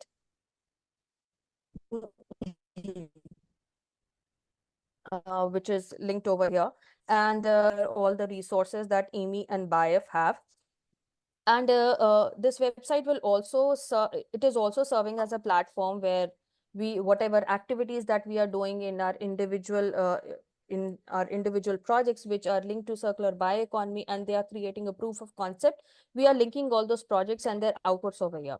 So past 1 year since the inception of the hub, we have IWMI and BIF, we have tried to set some initial you can say initial not exactly pilots, but maybe demonstration sites in BIF's campus in Oli Kanchan near Pune, where different circularity related solutions, be it biogas, bricketing, black soldier flies, all of these we have tried to put as small demonstration sites, and we have also given exposure visits and trainings to farmers in and around area who can come and have these trainings, and also can go through these demonstration sites to see if they feel interested, or if they feel that the resources that are available in their area align with any of these solutions. So at the same time, these demonstration sites also serve as sites where these farmers can actually come and have knowledge exchange with the team at BIF and with the team at IWMI. So this is the original secretariat of the Innovation Hub, and the website in itself is simply a web-based platform where all of our partners and all the stakeholders can come together, and we can conduct collaborative events, we can have collaborative publications, and we can also have collaborative dialogues to kind of influence each other's way, and support each other's ease of doing business. Next slide, please, Chaitanya. Now we're going back. 1 second, yeah. Yeah, okay. Yeah. So, right now, we are kind of trying to work on the entire conceptual framework of how we want to, the entire governance structure of the platform, and how we can expect different stakeholders to be a part of it. What exactly can they contribute and how exactly can they grow? This is not set in stone, and once you become a part of the hub, then you can contribute to setting of the governance structure. But as of now, the current set of stakeholders, the current governance structure, um, we have a vision to be a dynamic hub that kind of strengthens the knowledge, innovation, and finance within this entire ecosystem. And at the same time, we also want this ecosystem to become inclusive in terms of its policies and also the sustainability solutions.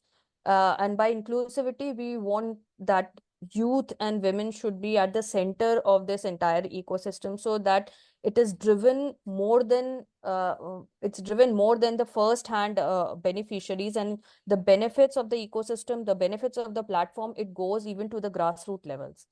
So the mission is to have internal growth, and with this internal growth, for internal, I mean all the stakeholders who are onboarded, internal growth for individual stakeholders, and as well as an external impact for the community as a whole.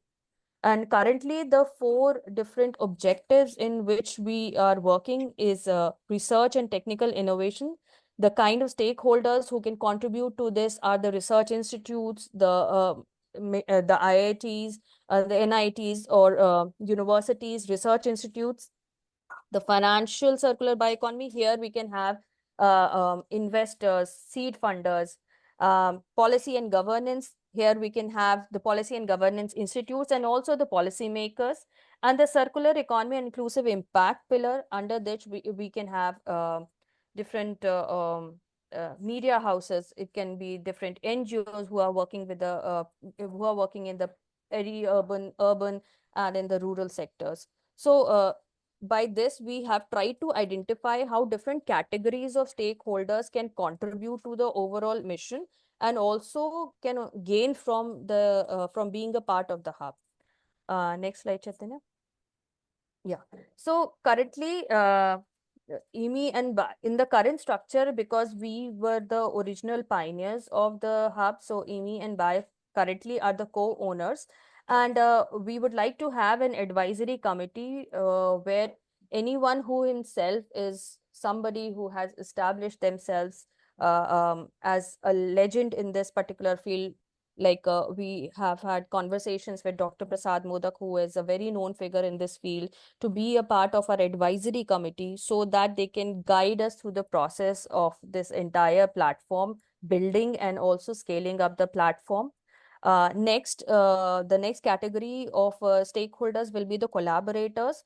So collaborators will practically be associated with us in a very flexible way, which means that they can be associated with us for individual events or individual activities, and there is no official work plan, and there is no official uh, flow of funding, but the collaboration from which we support each other. And the next category will be the partners group, where we will have official MOUs, and also we will have official projects and work plans. Here there will be a proper flow of funding to ensure that it moves ahead in a very streamlined way, and specific work plans and specific activities are carried out with that individual stakeholder. Next slide, please. Yeah. So in considering all this entire structure that we've tried to create in past 1 year and how we have tried to establish a foundation for it, within 1 year, we were able to reach out to more than 400 participants and who were trained. These participants were primarily the farmers who have been these were the farmers from the Nandurbar district and the Nasik and Ahmednagar district with whom we were working. And so many of them were provided training and all initial sensitization, and then depending on the interest, like which farmers are interested in which circular bioeconomy technologies, we kind of provided them training. So more than 400 participants were trained. And after the training, we eventually also piloted a small enterprise, biochar-based enterprise in Nandurbar.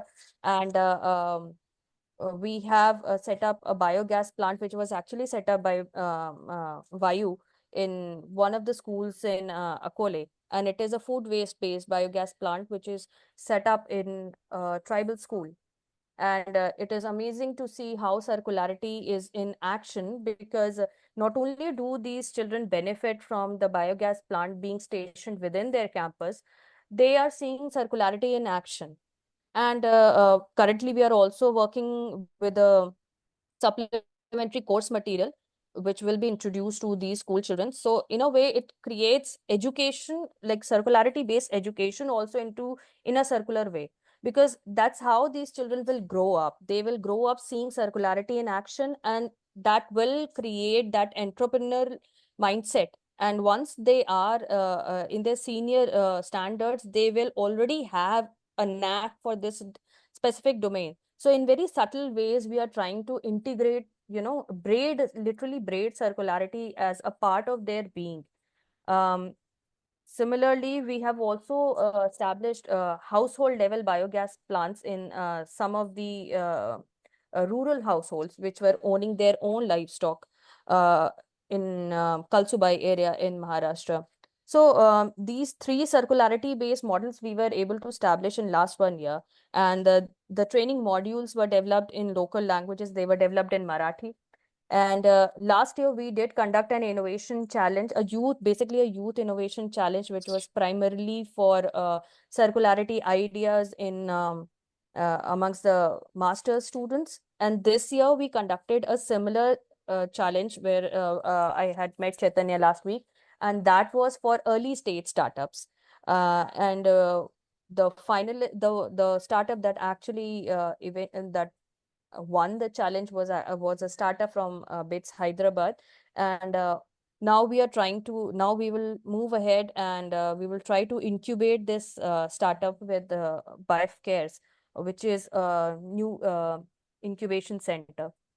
At the same time, we are also in conversation with other incubation centers which have been kind of taking care of different kind of sustainability related incubations for past several years, and we are trying to align uh, our incubation center with them, so that eventually, all of these startups are able to see the light of the day, and they move out of the college dorms, and uh, maybe seniors like Priyadarshan can actually guide them also as how to move ahead. Next slide, please. Yeah.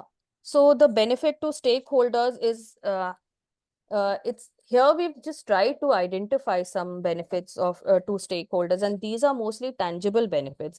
However, coming together on such a platform, I think the tangible benefits come afterwards, and first of all, the non-tangible benefits come, because many of us are individually in this domain, and we do know what exactly we are gaining and what exactly we are putting it. So we have done our research before we have entered this domain. However, coming together and being a part of the conversation is a big time non-tangible benefit that all of us can gain from it, be it the farmers, be it the startups, the research community, the donors, the venture capitalists who are. So what I see, there's a lot of hesitation from the venture capitalists to invest in this sector. They want to, but they are not very sure. At the same time, the entrepreneurs in this sector, they want to approach the venture capitalists, but they are skeptic at the same time. So all these hesitations can be solved if everybody, comes together and starts having a conversation, and that will create a pretty picture for everyone, because then everyone will start speaking a common language, which is currently an issue that the investors and the donors, the entrepreneurs and NGOs, they all speak different languages. The theme is the same, but the language, the vocabulary is different. So once everybody comes together, then once a conversation gets started, the vocabulary will kind of get unified. And eventually, the vocabulary gets unified, and eventually there is a common dialogue between the different stakeholders. Next slide, please. Yeah. So in terms of the projected impacts, we have circular bioeconomy innovation bundles. Again, one major conversation that we had in our recent stakeholder conversation was also that decentralization is one of the core principles which kind of, it's basically the soul of this entire domain. But at the same time, if scaling up is not done, then eventually the business does not gain enough profits, and it ends up, just surviving on the bare minimum. So another idea that we had was that scaling up does not mean increasing the volume of the business at that individual location. Scaling up also means multiplying in terms of the location where a decentralized business is running. So the business models and the innovation bundles is something like this, where one individual innovation at a particular location, though it might be decentralized, but we can scale it up. And that is how we can, approach bigger investors to invest in this sector, where we can scale up not by just increasing the size of a particular technology, but by multiplying the locations in which we are applying it across India. And by coming together on a platform, it will give us an access to different businesses running in different parts of India who can collaborate with each other and can eventually create a business models of collaboration. Now, capacity building, piloting, and scaling up of the model. So scaling up is what I have talked about, that scaling up approach can be different than the traditional scaling up approach of non-sustainability related businesses. And at the same time, capacity building in itself is also a very prominent thing that we are trying to achieve. So one such conversation that we recently had with our stakeholders was also that it's not just the traditional investment that in this sector is what is a bit hesitant. What we realized is that industry in itself needs solutions, and solutions are available with the research institutes. However, the solutions that are available and that are regularly created by the research institutes, they do not align with the requirement of the industries. So again, an alignment over here can be produced if both the industry and the research institutes come together and have a conversation. One such example is that I recently attended a conference where I presented some of our work. And there I came to understand that this kind of model works in Italy, where there's a collective network of researchers who work in circular bioeconomy domain and circularity domain. And every PhD, that starts their work in a particular research lab or under any research institute, their PhD is funded by some industrial partner, which means that once they start their PhD and by the time they end their PhD, not only do they provide a solution to that industry, in a way they already are placed. Like the PhDs are also placed in that industry. So it is a win-win situation for everyone. The industry in itself does not need to create its full-fledged R&D lab just to optimize its products. And at the same time, the PhDs are not just working on some random PhD topic which has no relevance in the real world. And at the same time, because they are investing their money in this particular PhD scholar, the scholar in itself is working on a real life situation rather than some theoretical or a hypothetical thing which does not exist in real life. So these kind of different examples that we have seen is a very good gives a very good idea how coming together, how bringing together different stakeholders actually aligns everybody's interest, and it helps everybody to grow, because collaboration is something which gives way to everyone to grow together, and there is no need for competition. There is enough for everyone, and in fact, the sector in itself grows if all of us come together and work in collaboration. So, next slide, please. I am about to end. I won't take much time. Here are just some pictures from few of our activities that we conducted last year. I have not included the activities of this year's 2025. I've not included because we haven't published that yet. But these are the activities that we primarily did last year. So we have our initial stakeholder conversation. It was the roundtable that we had. And the next picture is from the Youth Innovation Challenge. The bottom picture, we can also see it is a webinar that we had for knowledge exchange with Kenya on black soldier fly. And here we actually had a startup who has been profitably working in Kenya on black soldier fly. And they had a conversation with a startup that was working in India and was having some technical issues in dealing with the black soldier fly setup. So that is how knowledge exchange kind of supports each other and creates a market for all of us. And under business models, the first picture is actually the Vaayu biogas plant that has been set up in the school. And then we have this biochar small enterprise that has been set up in Nandurbar. And then we can see some of the trainings on black soldier fly and biochar that we conducted last year. These were the exposure visits and the trainings that we conducted. Next slide, please, Chaitanya. Yeah.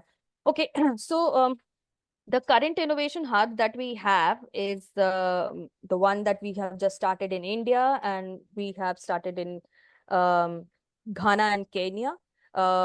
In Colombia, we do not have a hub as such, but we have a collective where we have been working with one of our daughter organization, our sister organizations, and we have created, we have had a very successful youth boot camp innovation challenge, which was actually across the entire South American continent. So it was a very good, successful youth innovation challenge that we had. And similarly in Vietnam, as I mentioned earlier, there we have been working with UNDP. So India is at a stage where we are kind of on the initial stages. We have just established the platform.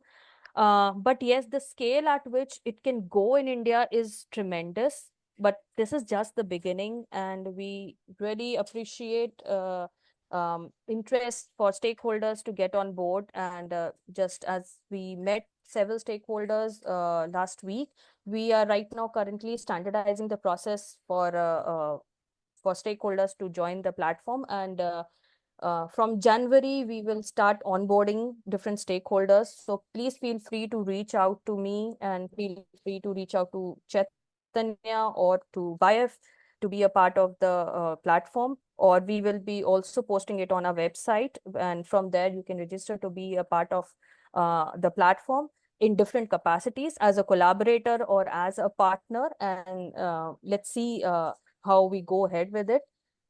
So yeah, it is something that we have initiated, but we also are really open to have different minds come together and help us figure out how to optimize this entire platform and how we can all gain from it. Just one last slide, I guess. Yes, and within 1 year, we have been able to be captured by several platforms. And I did not mention, but we have also been covered by DevEx and FAO.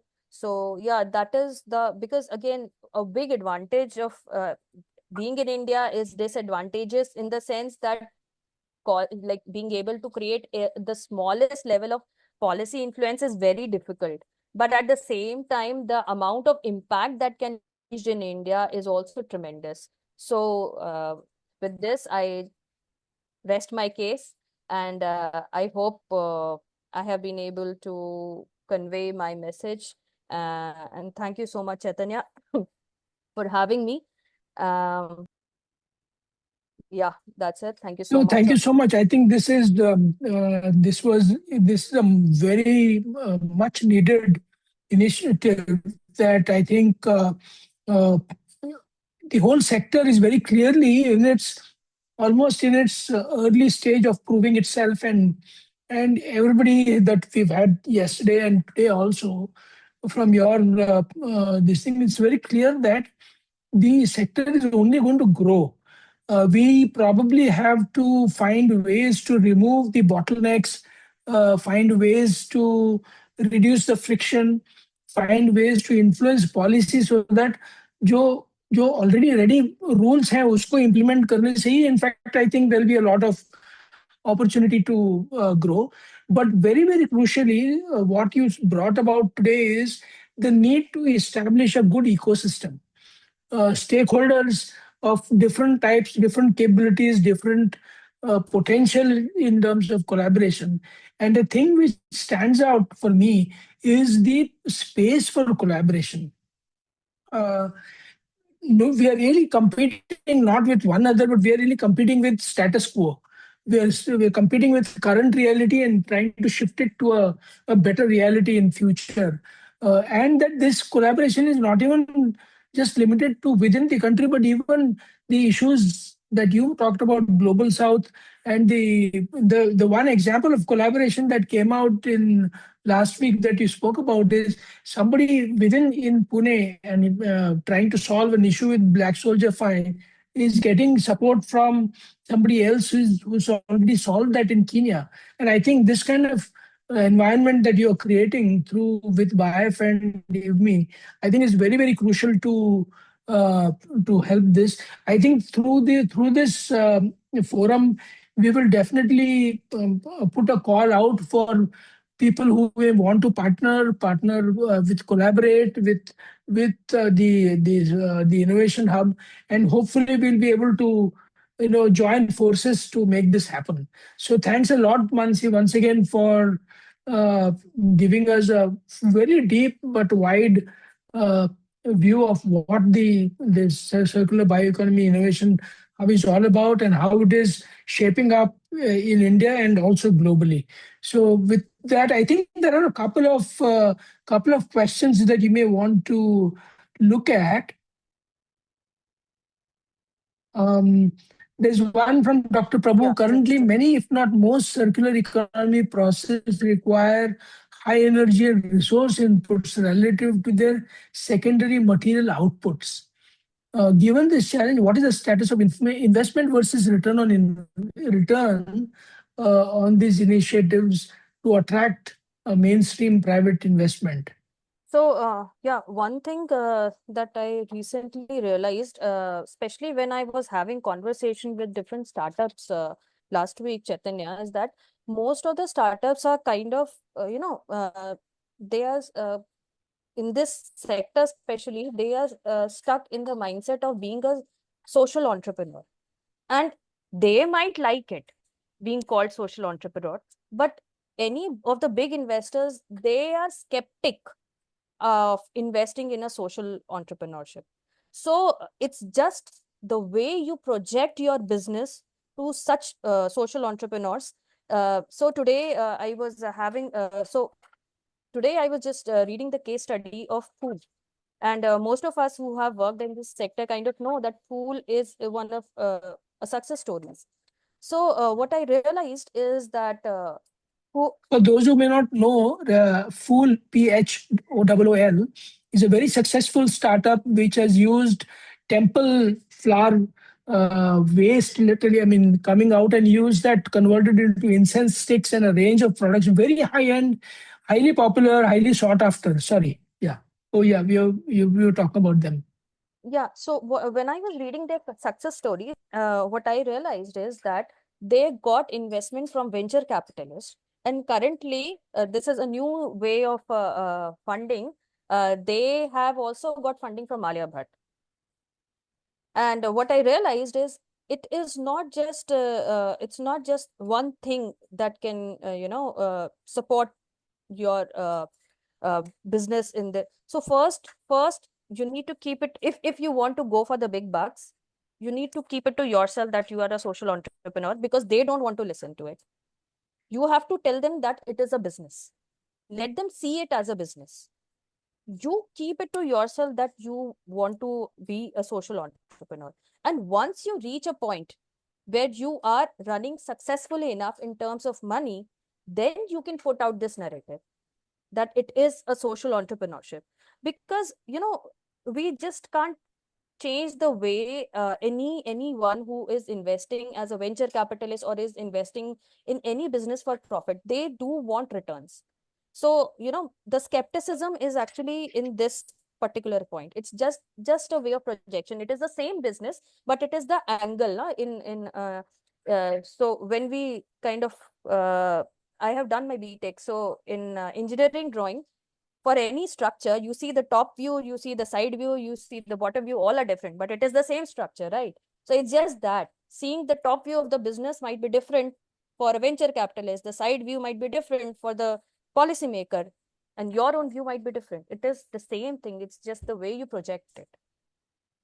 I think both Manisha and Priyadarshan have expressed the difficulty and probably sometimes even the incompatibility of pure commercial and impact sort of this thing, which is true. It's not a straightforward thing. There's a lot of issues of trying to make this work, and I think that's the main thing that we are looking at. In fact, actually, there have been a lot of discussion around consolidation versus decentralization and what are the pros and cons and all that. So we are really walking through some very difficult terrain. There are no easy answers, but it's very helpful to see who's trying to understand and trying to create in a way that it can be sustained and can continue to work.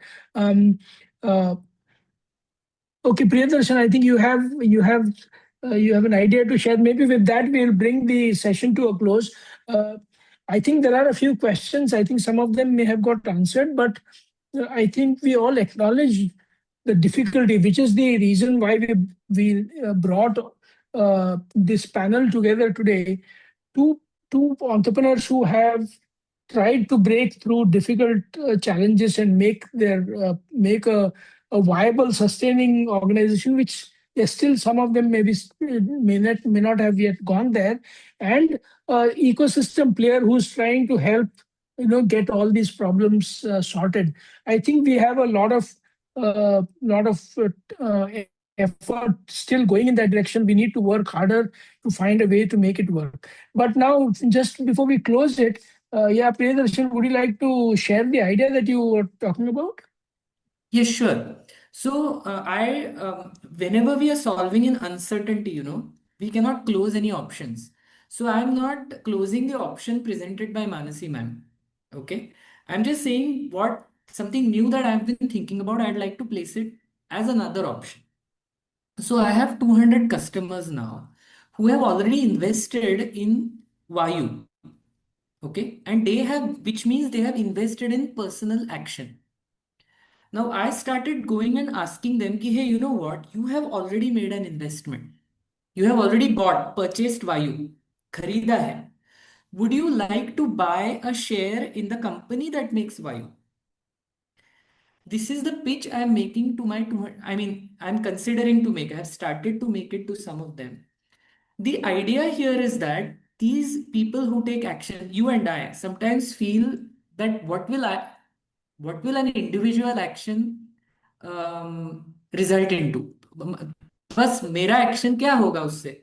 Now, when this person invests in the company which can take this action to thousands of more people, they then feel like a part of a bigger change, which goes beyond their individual action, and they know definitely what that change is.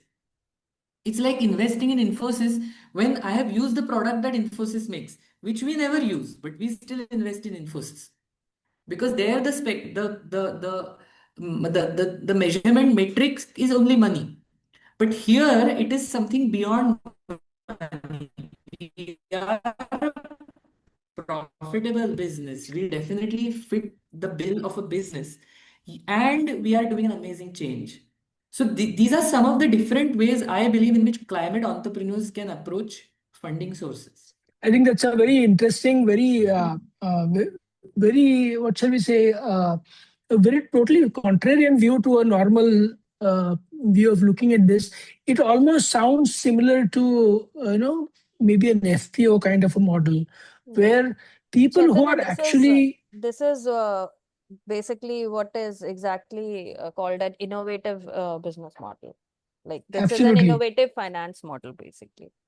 Perfect, perfect. I think that's a very bright idea. It needs to be elaborated. Maybe this is the innovation hub could be a great way to actually ESOPs. Yeah, it could be, the innovation hub could be a great way in which such a model can actually be fleshed out in detail so that it becomes viable and becomes uh, truly change making for the people who are in the space to make it work. Trusteeship, yeah, of course, that's another very interesting model. So I think we started off on a slightly bleak note in terms of how difficult it is to implement these solutions, how difficult it is to sell such concepts, even if the science is sorted, even if the cost is affordable, how difficult it is to sell these products and services, especially in an urban context where there is the status quo is already there. Somebody's कचरा कोई उठा के लेके जा रहा है ना, why do I need to bother kind of mindset to moving to a space where yes, there is potential. Maybe we don't have all the answers. Lekin to working together through a player like the incubation hub and all the various stakeholders coming together to solve a joint problem, I think there is possibly a way forward that we can hope to see. And I think on that note, I want to really thank all three of you, Ravindra Karnad, Priyadarshan Sahasrabuddhe, and Dr. Mansi Tripathi, for sparing your time, taking the interest to share everything that you have learned, and with all the people on the call today, in the meeting today, and hopefully we will be able to support one another in this journey going forward. So thank you once again, and tomorrow we have another very interesting thing. Manisha, who's also on the Zoom today, she is going to be kicking off tomorrow, and a couple of people from the city urban local bodies kind of we're looking at community level changes that what does it take to make change happen at a community level, and some successful models we're going to be talking tomorrow. One is Manisha's work in the last year and this year about recycling or reclaiming the clay sludge that comes out through during the Ganesh Chaturthi festival, and then upcycling it back. And also with Mahesh Shinde, who's one of the entrepreneurs working with Black Soldier Fry. And we have the chief officer of a municipal council tomorrow, who's coming in to talk about how he and his the local government over there made it possible for large scale waste processing and waste management. So today we saw things at an individual or at an institutional level. Tomorrow we're going to see two examples at a community level. And then the third speaker tomorrow is going to be someone who spent a lot of time in the green economy space and has also helped start a sustainability livelihoods institute. So we're going to also explore the aspect of how to help develop green skills and green entrepreneurship from his experience. So I look forward to having all of you back tomorrow and have another engaging conversation in the third day of our 5-day web series on the circular economy. With that, thank you so much and have a great evening, good night, and thanks once again to all the speakers who have joined us.